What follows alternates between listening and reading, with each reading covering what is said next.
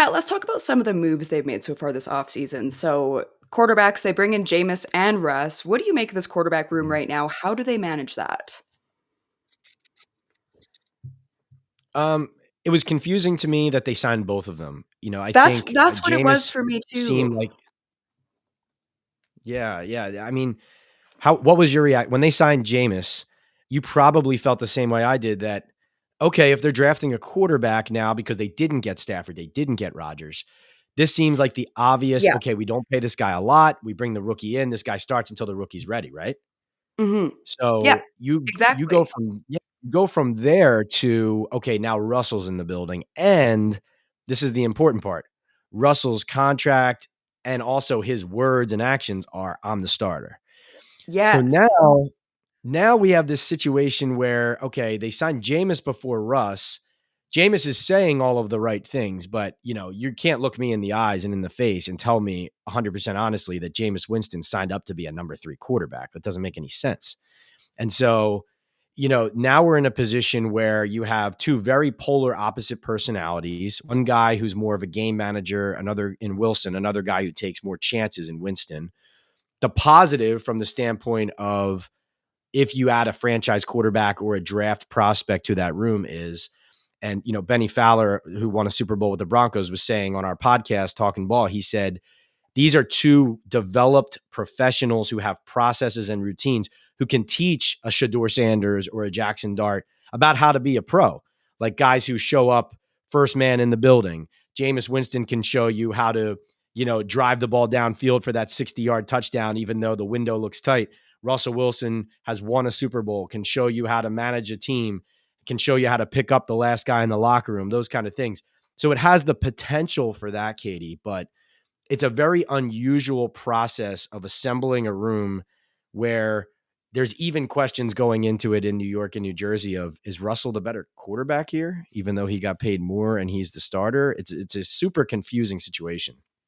It was confusing to me too, and like you said, the order was so interesting, Jameis and then Russ, because it is nice in a way that it takes some pressure off them where they don't absolutely have to draft a quarterback. But Yeah.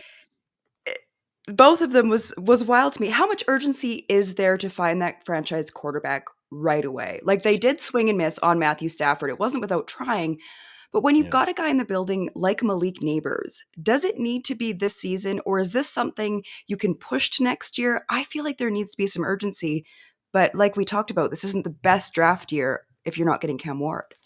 Yeah. Well, John Mara, the owner, said when he retained Shane and Dable, he said flat out, like, this offseason is about finding our franchise quarterback of the future. I Mhm. mean, he said it right there, and it's overdue. And remember, this is one thing that's getting lost in the rhetoric because we're all focused on free agency and the draft.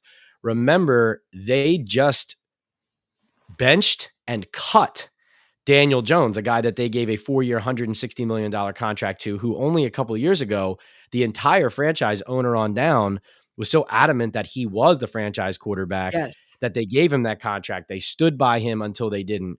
And John Mara even came out and made a statement at the time that all happened. He was the one who granted Daniel Jones his release from the team. And so I bring that up to say Joe Shane's going to ownership and Brian Dable, they're going to ownership saying it's the quarterback. That's the problem.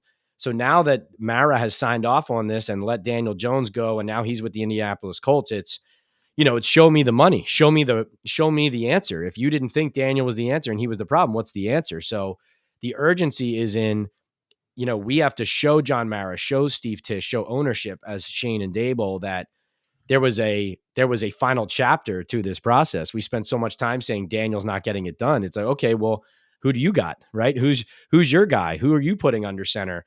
And it's hard to convince, I think, most people that Russell Wilson and Jameis Winston alone are going to be able to kind of, adjudicate or vindicate that decision by Shane and Dable. I think the only way, to your point, Katie, that Shane can show that this was a plan and not a knee-jerk reaction to lack of Mhm. production is to get a young guy in this building who's going to walk into the quarterback room, the locker room, and into the owner's office.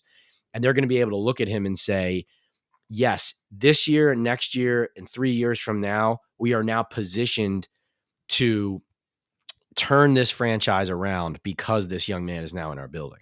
Hmm. How would you grade the rest of their offseason moves so far? I've actually liked some of their signings, especially in the secondary, bringing in Javon Holland and Paulson Adebo. Like you said, not as much movement on offense, but what do you make of their offseason moves?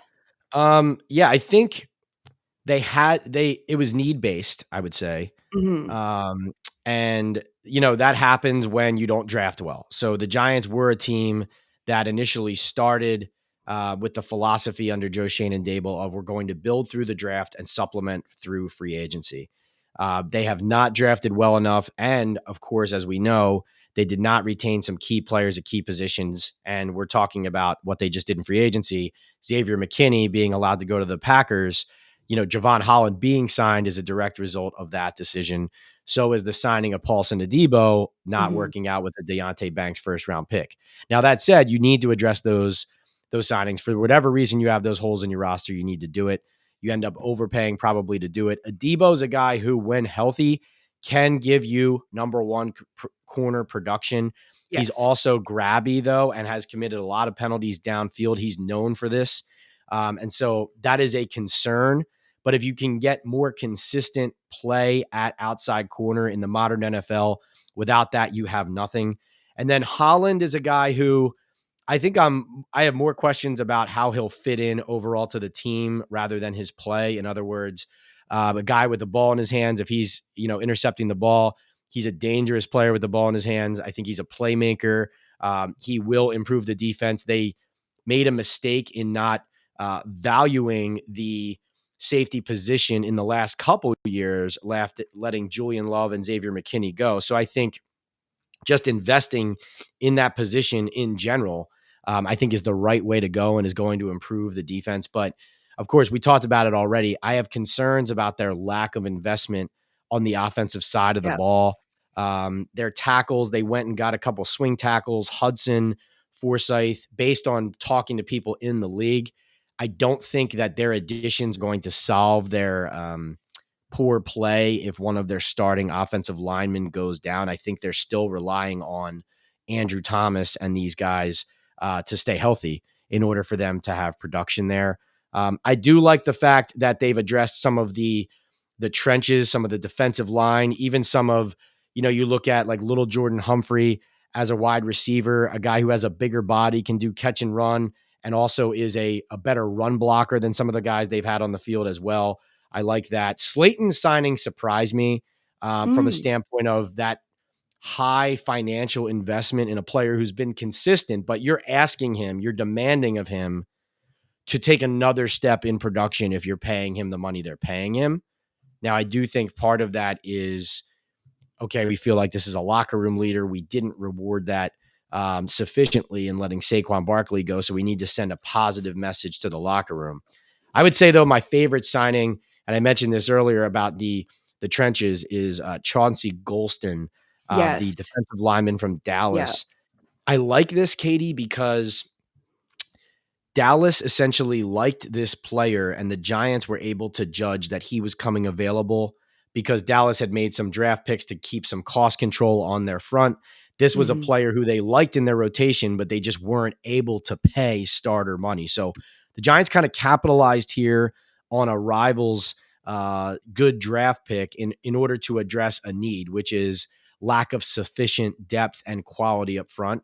So I do think Golston is the guy who, he's not going to be the best player on the team or anything, but I think making a signing there that's targeted, it's not crazy money, but it's good enough money that he can take the next step with more snaps next to Dexter Lawrence on that front. I like that. I like that addition. Thanks for watching this episode on the BetCanada channel. Hit that subscribe button because I've got more Giants content coming with Pat Leonard you're going to want to see.